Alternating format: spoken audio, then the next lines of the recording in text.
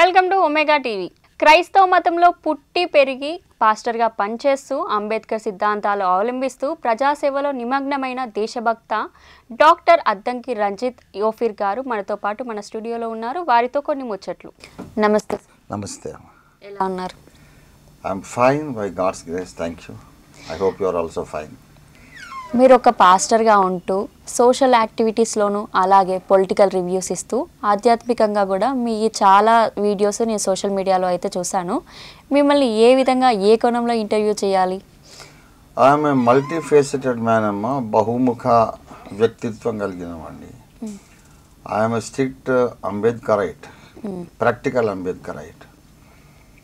నేను నమ్మేది ఏంటంటే చనిపోయిన తర్వాత ఏదో నరకం ఉన్నది, దాన్ని తప్పించుకోవడానికి అల్లాను కొంతమంది, రాముడు కొంతమంది, యేసుప్రభుని కొంతమంది నమ్ముకుంటాను. నేను యేసుప్రభుని నమ్ముకున్నా. ఆమె క్రిస్టియన్. అయితే చచ్చిపోయిన తర్వాత ఉన్న నరకం, దాన్ని దేవుడు తప్పించాలని దేవుడిని నమ్ముకుంటాం. కానీ బ్రతుకుండగా ఉన్న నరకము మనువాదులు సృష్టించిన కుల వ్యవస్థ, కుల వివక్ష. ఈ బ్రతుకుండగా ఉన్న నరకాన్ని తప్పించుకోవాలంటే అంబేద్కరిజమే ఏకైక మార్గం అని నా నమ్మకం. అందుకని స్పిరిచువల్గా నేను క్రిస్టియన్, కానీ సోషల్గా మాత్రం అంబేద్కరైట్గా ఉండి 400 పైగా కులాంతర వివాహాలు జరిపించాను. And I'm founder president of a political party, national political party called India Prajabandhu party. ఇంకా ఎక్కడైనా చర్చిల మీద, దళితుల మీద దాడులు జరిగితే మేము హక్కుల పోరాటం చేస్తాం. రాష్ట్రీయ క్రైస్తవ పరిషత్ అని. ఇంకా స్నేహశీల చారిటబుల్ ట్రస్ట్ అనేది ఒకటి మాకుంది. ఇటీవల ఫ్లడ్ విక్టిమ్స్కి విజయవాడ, ఖమ్మంలో వెళ్ళి హెల్ప్ చేశాను. ఇంతకుముందు కర్నూలు ఫ్లడ్స్ వచ్చినప్పుడు కానీ, మణిపూర్ కానీ, ఇలాగ సోషల్ సర్వీస్ ఉంది. ఒక ఆర్ఫనేజ్ మెయింటైన్ చేస్తున్నాం. ఫండమెంటల్ రైట్స్ కొరకు ఫైట్ చేస్తున్నాం. స్పిరిచువల్ సైడ్ అయితే ఆమె క్రిస్టియన్, గాస్పుల్ ప్రీచర్. ఒక 1400 చర్చెస్ ఆల్ ఓవర్ ఇండియా నేను ఎస్టాబ్లిష్ చేశాను. So I'm multi faceted personality. ఇప్పుడు నాది ఒక క్వశ్చన్ సార్. ఇండియాలో యేసుక్రీస్తుకి సంబంధించిన ఆనవాళ్ళు అయితే లేవు. మీరు ఎలా చెప్పగలుగుతారు యేసుక్రీస్తు ఉన్నాడు ఇండియాలో అని? ఇండియాలో దేవుడు అన్నవాడు అంతటా ఉంటాడు, కానీ దేవుడు అన్నవాడు సర్వాంతర్యామి. ఆయన మానవులకు మేలు చేయడానికి ఒక స్థలంలోనైతే అవతరిస్తాడు. ఎక్కడైతే అవతరించాడో అక్కడ ఆనవాళ్ళు ఉన్నాయి. కనుక ఒక చోట ఆయన అవతరించాడు. భూలోకానికే సెంట్రల్ ప్లేస్ ఇజ్రాయెల్. అక్కడ అవతరించి లోకమంతటి కొరకు రక్షణ యజ్ఞం, నరకాన్ని తప్పించడానికి ఆయన యజ్ఞం చేశాడు, మరణించాడు, మళ్ళీ లేచాడు. దాని గురించిన సాక్ష్యాలు మన దేశ గ్రంథాల్లో ఉన్నాయి. నేను ఒక బుక్ కూడా రాశాను, హైందవ క్రైస్తవం అని. వేదాలలో నిండా యేసుప్రభుని గురించిన సాక్ష్యం ఉందని ఒక బుక్ రాశాను. Well received. 10 ఏళ్ల నుంచి బాగా రిసీవ్ అయింది. హిందీలో కూడా ట్రాన్స్లేట్ అయింది, కన్నడ, తమిళ్లో కూడా అవుతా ఉంది translation. So we believe the testimony about Jesus మన దేశ గ్రంథాల్లో కూడా ఉంది. అయితే ఆయన ఫిజికల్గా అవతరించింది ఏ దేశమో అక్కడైతే ఆనవాళ్ళు ఉన్నాయి. మీరు ఒక పాస్టర్గా ఉండి రాజకీయాలలోకి ఎందుకు వచ్చారు? అంటే నా నిర్వచనం రాజకీయం అంటే, ఇప్పుడు ఏదో ఒకటి తిమ్మిని బమ్మి చేసి డబ్బులు ఖర్చు పెట్టి ఎమ్మెల్యేగా గెలిచి, ఎంపీగా గెలిచి, మళ్ళీ పదవిలో ఉండి మళ్ళీ సంపాదించుకొని ఈ అవినీతిమయమైన రాజకీయాల్లో కాకుండా ప్రజా సమస్యల కొరకు పోరాడే రాజకీయం మేము చేస్తున్నాం. ఇప్పుడు మా ఇంట్లో నీళ్లు రాలేదు అని మేము కంప్లైంట్ చేస్తే అది వ్యక్తిగతం. మా కాలనీ మొత్తానికి నీళ్ళు వస్తలేవు అని ఫైట్ చేయడం రాజకీయం. సో ప్రజా సమస్యల కొరకు మేము ఫైట్ చేస్తాం. మా దగ్గర అయితే డబ్బులు లేవు. ఇప్పుడు ఓటర్లు అమ్ముడు పోవడానికి ఇష్టపడుతున్నారు, కొనగలిగే వాళ్ళు కొనుక్కుంటున్నారు ఓట్లు. కనుక మావి అధికార సాధన రాజకీయాలు మాత్రమే కాదు, ప్రజా సంక్షేమ రాజకీయాలు. ప్రజలు అవకాశం ఇస్తే అధికారంలో కూడా వస్తాం. ఇప్పుడు కాన్షీరామ్ గారు ఫస్ట్ ఉన్న పొజిషన్లో మేము ఉన్నాం. వితౌట్ మనీ ప్రజలు అవకాశం ఇస్తే రాజకీయాల్లోకి వస్తామని అంటున్నారు. అంటే అధికారంలోకి వస్తాం. అధికారంలోకి ఇట్లా ఇప్పుడు ఫర్ ఎగ్జాంపుల్ ఆంధ్రాలో ఒక క్రిస్టియన్కి అధికారం ఇచ్చాము. ఇచ్చినప్పుడు తెలుగు అంటే మాకు సంబంధించిన హిందూ టెంపుల్స్ అన్ని కూల్చివేయడం జరిగింది. దీనిపైన మీ అభిప్రాయం ఏంటి? అసలు అలాగా జరగడం అనేది కేవలం ఒక దుష్ప్రచారము. దానికి నేను కారణం కాదు, దాని మీద ఎంక్వైరీ వేయాలని చెప్పి జగన్మోహన్ రెడ్డి గారు ఆనాటి నుంచి అంటున్నారు. ఏంటంటే ఒక మతాన్ని అడ్డు పెట్టుకొని రాజకీయంగా ఆయనను దెబ్బతీయాలనే కుట్ర ఆ ప్రచారం. అది జగన్మోహన్ రెడ్డి గారు వారి ప్రభుత్వం పూనుకొని ఎక్కడ కూడా టెంపుల్స్ కూల్చడము డ్యామేజ్ చేయడం అనేది జరగలేదు. చాలా చోట్ల అసలు చేసింది కూడా హిందూ సోదరులే అనే సంగతి కూడా ప్రూవ్ అయింది. కనుక దాని మీద ఎంక్వైరీ వేయాలి, దోషులు ఎవరైనా శిక్షించాలి. ఇంకా నేను కొన్ని సోషల్ మీడియాలో కొన్ని వీడియోస్ చూస్తాను. ఎప్పటి నుండో బెడ్ సిక్లో ఉన్న వాళ్ళు, అసలు కళ్ళు లేని వాళ్ళు, పాస్టర్స్ హీలింగ్ ఇవ్వగానే వెంటనే కాళ్ళు వచ్చేసినట్టు చేస్తుంటారు. ఇవన్నీ నిజమేనా? అవి కొంతవరకు నిజమేనమ్మా. ఇప్పుడు ప్రతి మతములో కూడా నిజమైన భక్తులు, నిజమైన శక్తి సంపన్నులు ఉంటారు, ఫేక్ కూడా ఉంటారు. ఇప్పుడు హైందవంలో కూడా నిజమైన సన్యాసులు, తపశక్తి సంపన్నులు, సిద్ధి పొందిన వాళ్ళు ఉంటారు. అలాగే ముస్లిమ్స్లో కూడా కొన్ని దర్గాస్ దగ్గర మంచి మంచి అద్భుతాలు జరుగుతూ ఉంటాయి.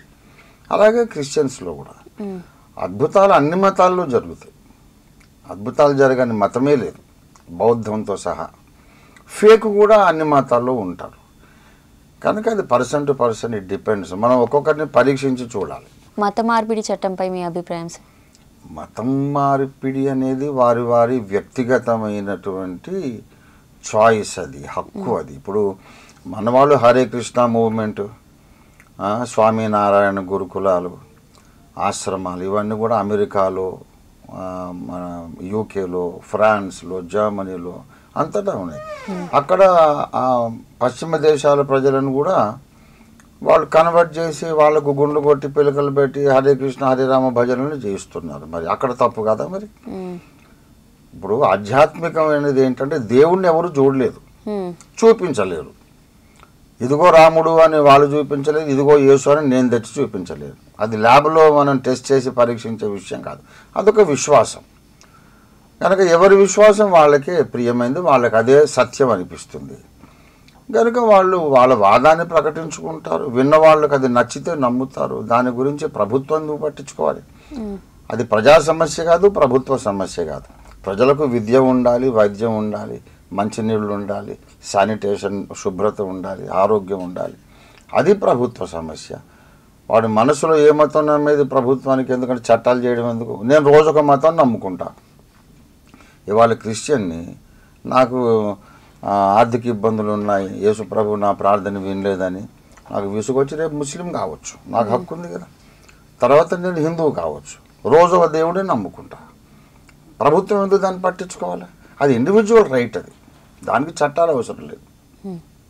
ఇప్పుడు నేను ఒక హిందువుని, క్రిస్టియన్ వెళ్తాను, చర్చ్కి వెళ్తాను, హీలింగ్ తీసుకుంటాను. అలాగే మీ మతంలో మా హిందూ టెంపుల్స్కి రాగలుగుతారా? ప్రసాదం తీసుకుంటారా? మాకు అవసరమైతే వెళ్తాం. క్రిస్టియన్స్ కూడా వెళ్ళే వాళ్ళు ఎంతమంది ఉన్నారమ్మా, ఎంతోమంది ఉన్నారు కదా. అయితే ఇప్పుడు మేము చెప్పేది ఏంటంటే హీలింగ్లో కొరకు చర్చిలోకి వచ్చేది ఏం ప్రయోజనం? హీలింగే కావాలంటే దర్గాకైనా పోవచ్చు, తిరుపతి కొండకైనా పోవచ్చు. మీకు అద్భుతాలు స్వస్థతలు ఇవన్నీ కావాలంటే ఇప్పుడు తిరుపతి వెంకటేశ్వర స్వామికి మొక్కుకొని క్యాన్సర్ నయమైందన్న అటువంటి సాక్ష్యాలు ఎన్నో ఉన్నాయి. కాబట్టి నేను స్ట్రిక్ట్గా బిలీవ్ చేస్తున్నాను. బైబిల్లో కూడా ఉన్నమాట ఇది. అన్ని మతాలలో కూడా అద్భుతాలు స్వస్థతలు జరుగుతాయి. కొంతమంది హిందువుల ఇళ్లలో ఒక అబ్బాయి పుడితే వలియా సాహెబ్ అని, సైదులు అని పెడతారు హిందువులు వాళ్ళు. ఎందుకంటే దర్గా దగ్గరికి వెళ్తే ఈ బాబు పుట్టాడు. కనుక అద్భుతాలు అంతా జరుగుతాయి. యేసుప్రభువుని నేనెందుకు ప్రకటిస్తానంటే నరకం నుండి తప్పించడానికి మన కొరకు యజ్ఞమై లేచిన దేవుడు. ఇది యూనిక్ ఫీచర్ అబౌట్ జీసస్.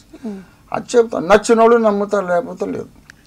అద్భుతాలే కావాలంటే ఎక్కడికైనా వెళ్ళొచ్చు. ఇప్పుడు దాదాపు నేను క్రిస్టియన్ స్కూల్లోనే చదివా. క్రిస్టియన్ స్కూల్లో పూలు పెట్టుకోవద్దు, బొట్టు పెట్టుకోవద్దు, ఇట్లా హిందూ ప్రేయర్స్ చేయొద్దు అని అంటారు. దేనికోసం?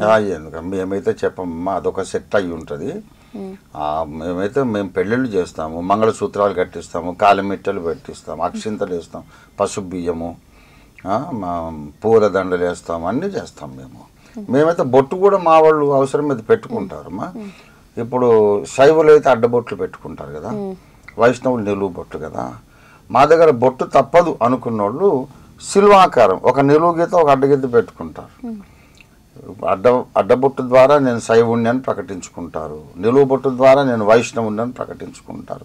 ఒక అడ్డగీత, ఒక నిలువు గీత పెట్టి నేను క్రైస్తవుణ్ణి, నాకు బొట్టు ఉంది కానీ నా ఇష్టదైవం యేసు అనే కల్చర్ కూడా మేము స్టార్ట్ చేసాం. మా 1400 చర్చెస్లో కొంతమంది స్త్రీలు ప్రార్థనలకు వస్తారు. ప్రార్థనకి వెళ్ళి కానీ బొట్టు తీయొద్దు అని భర్త ఆబ్జెక్ట్ చేస్తాడు. అప్పుడు వాళ్ళు బొట్టు పెట్టుకుంటారు. మీరు కులాంతర వివాహాలు కూడా జరిపిస్తున్నారని విన్నాను. దీనిపైన మీ అభిప్రాయం ఏంటి? అసలు నేను స్ట్రిక్ట్ అంబేద్కరైట్ అని మీ మొదటి ప్రశ్న సమాధానంలోనే చెప్పాను కదా. భారతదేశంలో ఉన్నంత ప్రతిభ, ఇక్కడ ఉన్న సహజ వనరులు ఏ దేశంలో కూడా లేవు. ఆ విషయంలో మన దేశమే టాప్ మోస్ట్ కంట్రీ. ఇక్కడ ఉన్నంత విజ్ఞానము, మనకున్న చరిత్ర ఎక్కడ లేదు. మనం ఎందుకు వెనుకబడిపోతున్నామంటే ఈ కుల వివక్ష. మనిషికి ప్రతిభను బట్టి గుర్తింపు ఉండదు, కులాన్ని బట్టి ఉంటుంది. అందుచేత కులాన్ని మనం తీసేయాలని బాబాసాహెబ్ అంబేద్కర్ యొక్క అడుగుజాడలో మేము నడుస్తున్నాం. బాబాసాహెబ్ అంబేద్కర్ చెప్పినటువంటి సూక్తి ఏంటంటే, demolish this bloody caste system by encouraging inter caste marriages. అది మేము ఇప్పుడు 45 ఏళ్ళు నేను సేవలో ఉన్నాను. ఈ 45 ఏళ్ళుగా నేను 410 జంటలకు కులాంతర వివాహాలు నా సొంత ఖర్చుతో చేసి, ఒక కన్న తండ్రిలాగా వాళ్ళకు సారి సామాను, వాళ్ళకు బ్రతుకుదెరు, ఒక లైవ్లీహుడ్ అన్నీ చూపించాను. అన్ని జంటలు హ్యాపీగా ఉన్నారు. అట్లా అన్నమాట. అంటే ఇప్పుడు ఒక రెడ్డినే చేసుకుంటాడు, పుట్టేవాడిని రెడ్డి అంటాడు. ఒక మాలనే చేసుకుని పుట్టేవాడిని మాలని. మరి కులం ఎప్పుడు పోతుంది? కనుక కులాలు దాటి పెళ్ళిళ్ళు అయినప్పుడు కులరహిత భారతదేశం వస్తుంది. అది మా విజను, మా ప్రాక్టీస్ కూడా. సార్, మీరు ఒక పాస్టర్ అయ్యి ఉండి జాతీయ పార్టీ స్థాపించారని అన్నారు కదా. అంటే దేశానికి ఏం చేద్దాం అనుకుంటున్నారు? ఉన్న పార్టీలు సరిపోవట్లేవా? మాది ఒక యూనిక్ ప్రయత్నం అమ్మా. మేము కలలుగనేది మా ప్రయత్నం ఏంటంటే, అంబేద్కర్ లాంటి ఆలోచన విధానము కలిగిన ఒక 500 మంది లోక్సభ సభ్యులను పార్లమెంట్లో కూర్చోబెట్టాలి. అంబేద్కర్ లాగా ఆలోచించేవాళ్ళు. అప్పుడు ఏంటంటే ఈ మనువాదం ఉండదు, కుల వివక్ష ఉండదు, మనుషులందరూ సమానంగా గౌరవించబడతారు. అప్పుడు ప్రతిభకు గుర్తింపు వస్తుంది. అప్పుడు అమెరికా కాదు, రష్యా కాదు, ఇండియాయే ప్రపంచానికి అగ్రరాజ్యం. అది మా vision. We want to make 500 అంబేద్కరైట్స్ SIT in the Lok Sabha. ఆ గోల్తో రీచ్. ఇట్లా గోల్ ఉన్నటువంటి పార్టీ ఇంకోటి ఉన్నట్టు నాకైతే తెలియదు. ఇప్పుడు చర్చెస్ పైన దాడులు జరిగితే మేము సపోర్ట్ చేస్తాము అని అంటే మీ అభిప్రాయంలో ఎవరు దాడి చేస్తున్నట్టు? ఖచ్చితంగా ఆర్ఎస్ఎస్ పీపుల్. ఆర్ఎస్ఎస్ అండ్ వాళ్ళ పొలిటికల్ ఫేస్ బీజేపీ. ఎస్. మీ క్రిస్టియన్స్ కూడా బీజేపీలో ఉన్నారు కదా సార్? అవును, పెట్టుకున్నారు. వాళ్ళు ముస్లిమ్స్ కూడా పెట్టుకున్నారు. మరి వాళ్ళే ఎందుకు చేస్తారు? అంటే వాళ్ళకి ఇంట్రెస్ట్ లేకపోతే వీళ్ళని రమ్మని ఆహ్వానించారు కదా. ఒక మేము సెక్యులర్ పార్టీ అనే కలరింగ్ ఇచ్చుకోవడానికి అన్ని పార్టీస్ అలాగే చేస్తాయి. ఇప్పుడు చూడండి, ఇప్పుడు జగన్మోహన్ రెడ్డి గారి పార్టీ ఉంది. అందరూ ముస్లిమ్స్, క్రిస్టియన్స్, మాదిగా అందరూ ఉంటారు. కానీ ఎగ్జిక్యూటివ్ కమిటీలో మాత్రం ఓన్లీ రెడ్డిస్ ఉంటారు. జనసేనలో అన్ని కులాల ఉంటారు. కానీ ఎగ్జిక్యూటివ్ కమిటీలో మాత్రం ఓన్లీ కాపుస్ ఉంటారు. తెలుగుదేశం ఉంది, అన్ని కులాల్లో ఉంటారు. కానీ ఎగ్జిక్యూటివ్ కమిటీ ఓన్లీ కమ్మ ఉంటారు. అలాగా బ్రాహ్మణ్ డామినేటెడ్ పార్టీ ఇది. ఇప్పుడు ఇది బీజేపీ ఏదైతే ఉందో, అన్ని కులాలు కావాలి కదా జెండాలు మోయటానికి, పల్లకి మోయటానికి ఉండాలి కదా జెండాలు పట్టుకోవడానికి. అంచేత అందరినీ వాళ్ళు వెల్కమ్ చేస్తారు. Everyone can come in to our party, but they can not be in the decision making position. నిర్ణయాత్మకమైన పదవులు ఎవరికి ఇవ్వరు. ఒకవేళ మీకు అధికారం వస్తే మీరు హిందువుల, క్రిస్టియన్స్, ముస్లిమ్స్ వీళ్ళ మధ్యలో గొడవలు కాకుండా ఎలాంటి నిర్ణయాలు తీసుకుంటారు? అసలు ఖచ్చితంగా మేము ముందు ప్రకటించేస్తాం ఏంటంటే, ప్రభుత్వ అప్లికేషన్ ఫామ్స్లో నీ కులం ఏది, నీ మతం ఏది అనే కాలమ్సే తీసేస్తాం. అది పాసిబుల్ అవుతుందా ఇండియాలో? ఎందుకు కాదండి. ఇప్పుడు 370 ఆర్టికల్ ఒక దెబ్బతో తీసేశారు మోడీ గారు. చిత్తశుద్ధి ఉంటే 500 మంది ఎంపీలే ఉంటే ఈజీ. ఇప్పుడు మీ కులం ఏది, మీ మతం ఏది మాకు అవసరం లేదు. మాకేంటంటే దారిద్ర్య రేఖకు దిగువన ఉన్న వాళ్ళందరికీ ప్రభుత్వం హెల్ప్ చేస్తుంది. ఉచితమైన విద్య, ఉచితమైన వైద్యము, వాళ్ళకు గృహ వసతి, అన్ని వసతులు. ఇప్పుడు దారిద్ర్య రేఖకు పావర్టీ లైన్కు అబవ్ ఉన్నారు అనుకోండి, వాళ్ళు మాదిగా ఎస్టీ కావచ్చు, కోటీశ్వర్లు కావచ్చు, వాళ్ళకు మన సహాయం ఎందుకు అక్కర్లేదు కదా. ఇప్పుడు బిలో పావర్టీ లైన్ బ్రాహ్మణు, రెడ్డి ఉండొచ్చు, మరి వాళ్ళకి సహాయం చేయాలి కదా. సో మేము ఓన్లీ ఎకనామికల్గానే, మతం అనేది రోజు ఒకటి నమ్ముకుంటారు, వాళ్ళ ఇష్టము. అసలు దేవుడే లేడన్న వాళ్ళు ఉన్నారుగా, మరి వాళ్ళకు పౌర హక్కులు లేవా? మరి ఏ దేవుడైనా నమ్మొచ్చు, దేవుడే లేడు అనొచ్చు, అది వ్యక్తిగత విషయం. కులము కూడా అడగం మేము. ఏ కులమైనా ఈ గడ్డ మీద పుట్టిన ప్రతి ఒక్కరి పట్ల ప్రభుత్వానికి సమాన బాధ్యత ఉంటుంది. అంటే టోటల్ అంబేద్కర్ వచ్చి పరిపాలిస్తే ఎలాగ ఉంటుందో అలా పరిపాలిస్తాం మేము. మీకు అంబేద్కర్ విధానాలు ఎందుకు నచ్చాయి? ఎందుకంటే సమానత్వం. ఇప్పుడు వివక్ష లేదు కదా. ఇప్పుడు స్త్రీని అణిచివేయడం కానీ ఒక కులాన్ని అణిచివేయడం కానీ లేదు కదా ఆయన దగ్గర. అసలు ముందు అది ఇన్ఫ్లుయెన్స్డ్ బై గౌతమ బుద్ధ. ఆయన కుల వివక్ష ద్వారా చాలా అవమానాలు ఎదుర్కొన్నటువంటి మహానుభావుడు, మహాజ్ఞాని. ఇప్పుడు ప్రపంచ విజ్ఞాన ప్రతీక కదా. ఆయన బర్త్డే వరల్డ్ ఎడ్యుకేషన్ డేగా ఐక్యరాజ్య సమితి ప్రకటించారు. అంటే ఎంత మహామేధావి ఆయన. అంత మేధావిని కూడా చాలా హింసించారు, బాధ పెట్టారు. కాంగ్రెస్ పార్టీ కూడా హింసించింది. ఆయన చదువుకునేటప్పుడు ఆ గది గడప బయట కూర్చొని పాఠాలు వినాల్సి వచ్చింది. చాలా హింసలు అనుభవించారు ఆయన. అందుకని నేను పడ్డటువంటి బాధ నా దేశ పౌరులు ఎవరూ పడకూడదు కనుక కులరహిత భారతదేశం ఉండాలని ఆయన ఆశపడ్డాడు. కనుక అది సర్వమానవ సమానత్వానికి సంబంధించింది కనుక అత్యంత న్యాయమైన justified ideology. So I love justice, I love equality. అందుకని ఆయన అందుకని మాకు దేవుడు అంటే యేసు ప్రభు. కానీ భూలోక నరకం తప్పించేది మాత్రం అంబేద్కర్ ఐడియాలజీ. అది మాకు స్ట్రిక్ట్ ఐడియాలజీ. మా ప్రచారము మా యొక్క సిద్ధాంతం, మా కార్యక్రమం అంతా అంబేద్కరిజమే. ఇప్పుడు మీరు మీ జీసస్ని నమ్ముతూ అవతల మతాలను కూడా గౌరవిస్తాము అంటారు. అసలు నేను వేదాలు 72 సార్లు చదివానండి. నా హైందవ క్రైస్తవం బుక్. మరి నేను బయట విన్నాను మీకు విదేశాల నుండి వచ్చే ఫండ్స్ ని ఏర చూపి బలవంతంగా మత మార్పులు చేస్తున్నారు. నేను 45 సంవత్సరాలు సేవలో ఉన్నానమ్మా. 1400 సంఘాలు కట్టాను. $1 కూడా నాకు అమెరికా నుంచి రాలేదు. మరి క్రిస్టియన్స్ అంటేనే ఫండ్స్ ఫుల్ వస్తాయి విదేశాల విష ప్రచారం. ఇప్పుడు హరే కృష్ణ మూవ్మెంట్ కు ఫారిన్ ఫండ్ రావడం లేదా? వస్తున్నది కదా. హిందూ సంస్థలకు వస్తుంది, ముస్లిం సంస్థలకు వస్తుంది. పని కట్టుకుని క్రైస్తవుల మీద విష ప్రచారం చేస్తున్నారు. అని వస్తే వచ్చింది, మన దేశంలోకి వచ్చింది కదా డబ్బు. ఇప్పుడు మదర్ తెరెసాకు వచ్చింది డబ్బు. రోజు 1,00,000 మందికి భోజనాలు పెడతారు వాళ్ళు. పుణ్యమే కదా. క్రైస్తవుల మీద ఒక దుష్ప్రచారం పని కట్టుకొని చేస్తున్నారు అంతే. మరి నాలాంటి ఇండిపెండెంట్ పాస్టర్స్ కూడా వేల మంది ఉన్నారు. నాకు $1 కూడా రాలేదు. 4 సార్లు నేను అమెరికాకు వెళ్ళాను, వచ్చాను, అనేక దేశాలు వెళ్ళాను, డబ్బులు తెచ్చుకోలేదు. నాకు FCNR నంబరే లేదు. అసలు ఆ ప్రయత్నమే నేను చేయలే. మరి ఇది కనబడదా వాళ్ళకు? నాలాంటి వాళ్ళని గురించి ఎందుకు మాట్లాడతారు? డబ్బులు వచ్చినాయి ఎందుకు మాట్లాడతారు? అంటే క్రైస్తవం మీద విషయం కక్కడం అంతే, ఇంకేం.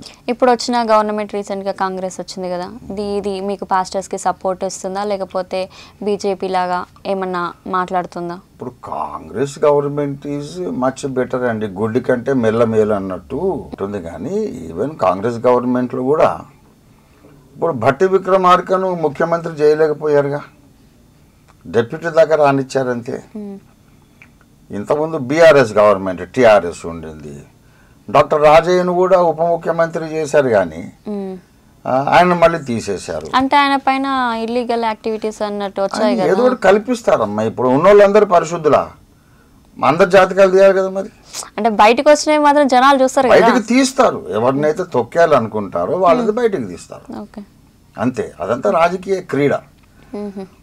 కనుక ఏ పార్టీ అయినా దళితులను వ్యతిరేకంగా ఆలోచించి వాళ్ళను త్రొక్కేయాలని చూస్తుంది. కాంగ్రెస్ కానీ, బీఆర్ఎస్ కానీ, బీజేపీ కానీ, ఎనీ పార్టీ దళితులు అంటే ఇష్టం లేదు. దేశంలోని 30% జనాభా వాళ్ళ మీద అణిచివేత చర్యలు ఏ పార్టీ అయినా చేసేది. అంటే మా తాతల కాలం నాటి అప్పుడు క్రిస్టియన్స్ ఇంతగా లేరు, ఇప్పుడు ఎందుకు పెరుగుతున్నారు? పెరుగుతారు.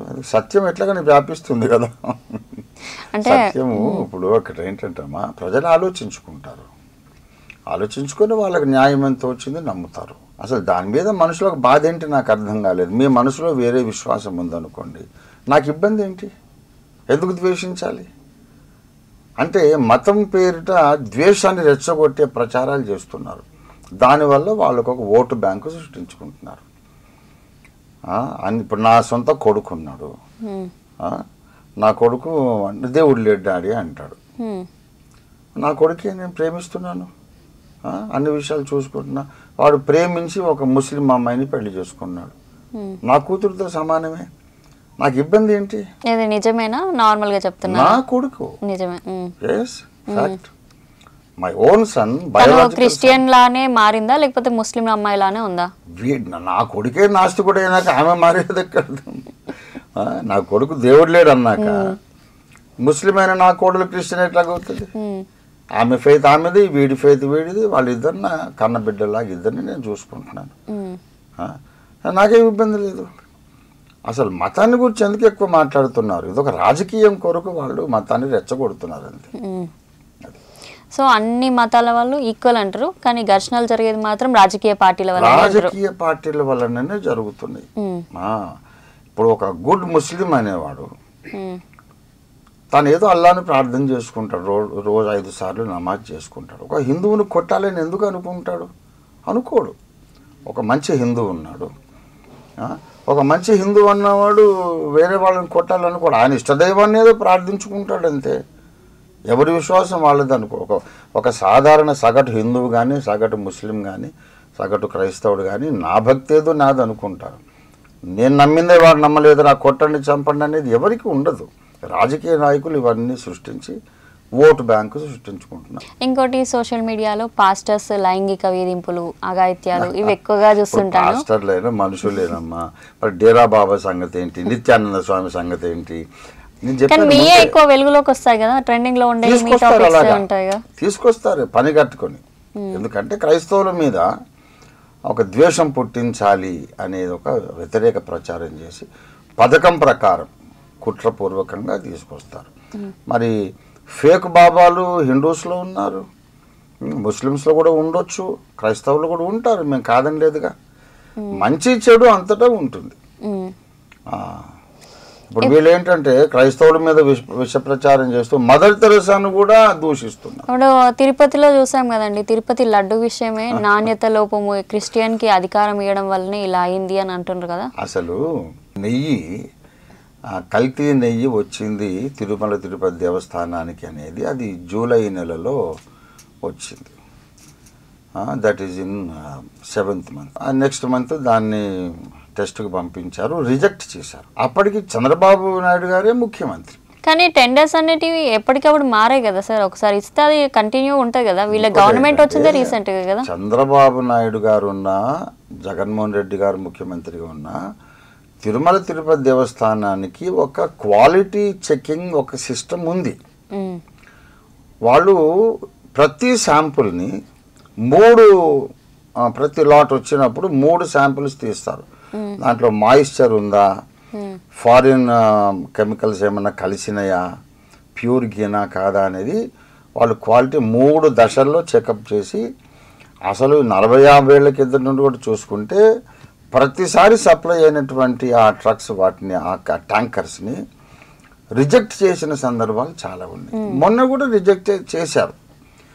అవి లడ్డు తయారైంది భక్తులకు ఇచ్చేశారు అనేదంతా దుష్ప్రచారం, అబద్ధ ప్రచారం.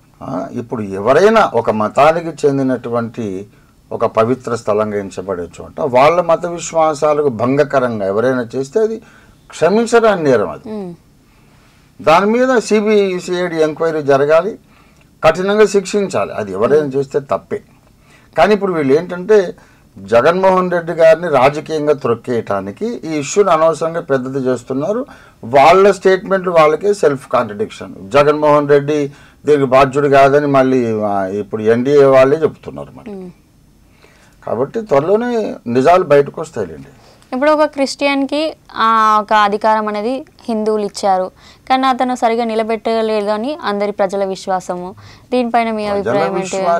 అది తెలుగుదేశం అంటే చూస్తున్నాం టెంపుల్స్ కూల్చడం, అంటే అధికారంలో వీళ్ళుండి వాళ్ళు కూల్చారని చెప్పడానికి లేదు కదా. మీరు అధికారంలో ఉన్నప్పుడు మీరు భద్రత ఇవ్వాలి తెలుగు హిందూ దేవుళ్ళకి. లేదు లేదు లేదు, వీళ్ళు అసలు జరిగిన అవన్నీ కూడా ఈ బీజేపీ కార్యకర్తలే డ్యామేజ్ చేశారు ఆ విగ్రహాలను కానీ టెంపుల్స్ కానీ. దీనికి ఆధారాలు కూడా దొరికినాయి. ఒకవేళ వీళ్ళే కనుక ఈ వైఎస్ఆర్ కాంగ్రెస్ కార్యకర్తలే కనుక చేశారు అని అనుకుంటే ఆధారాలు చూపించి చట్టపరంగా శిక్షించండి. ఎవరు కాదన్నారు? ఎవరినైనా శిక్షించాల్సిందే. ఎవరు మీరు మా తిరుపతి లడ్డు తినగలుగుతారా? మేము తినం. ఎందుకంటే బైబిల్లో అన్య దేవతలకు సమర్పించిన ప్రసాదాన్ని తినొద్దు అని బైబిల్లో రాయబడింది. అది నాకే కాదు, మీరు బాబాసాహెబ్ అంబేద్కర్కి పెట్టిన తినడు.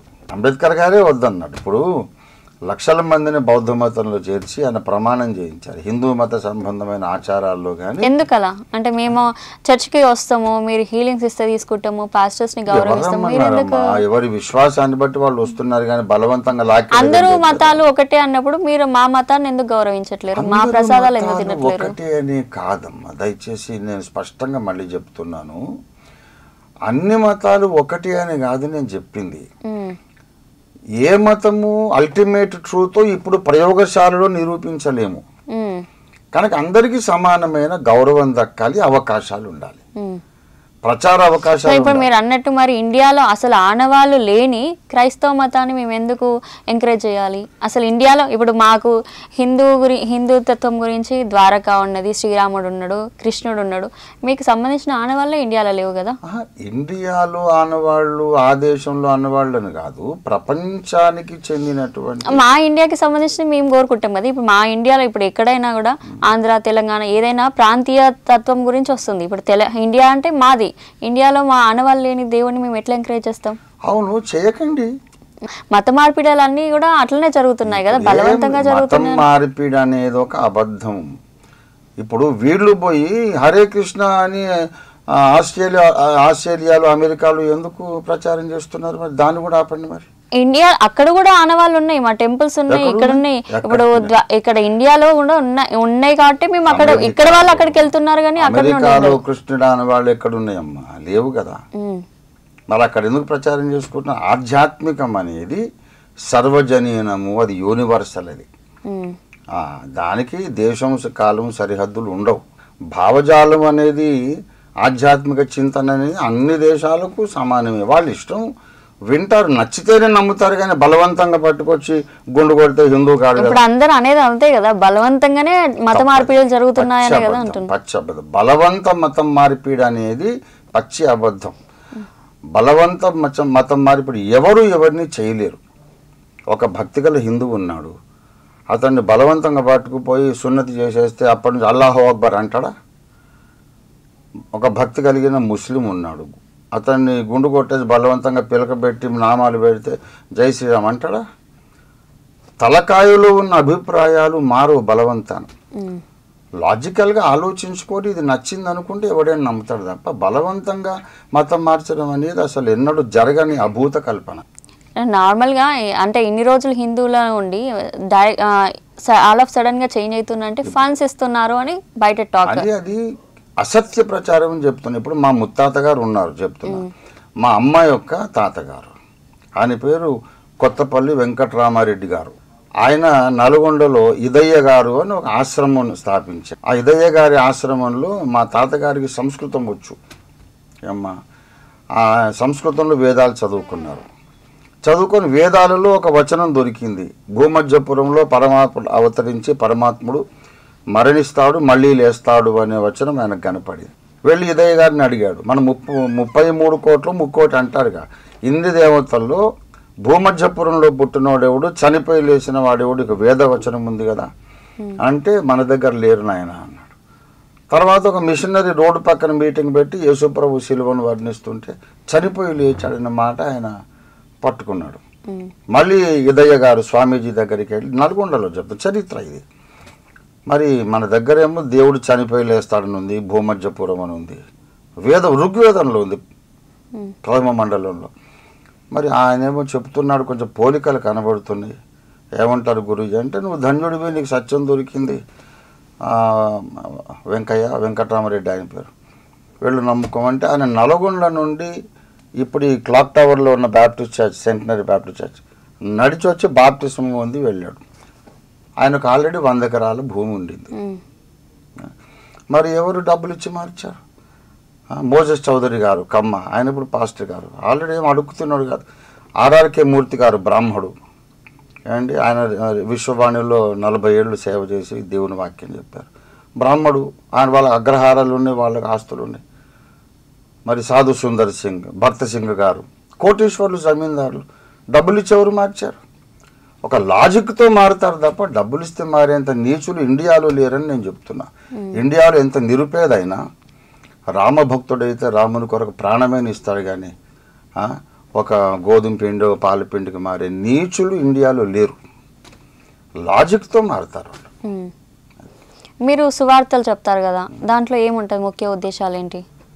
మానవుడు దేవునితో సమాధాన పడాలి, దాని కొరకు ఆ దేవుడే నరావతారం ఎత్తి యజ్ఞమై మళ్ళీ తిరిగి లేచాడు.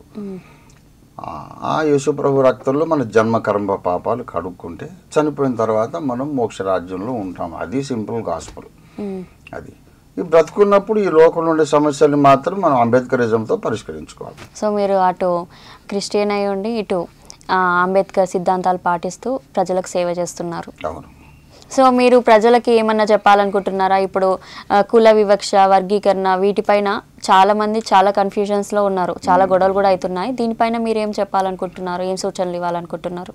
ఈ వర్గీకరణ అనేది అంబేద్కర్ ఆలోచన విధానానికి విరుద్ధమైనటువంటి ఒక కార్యక్రమం.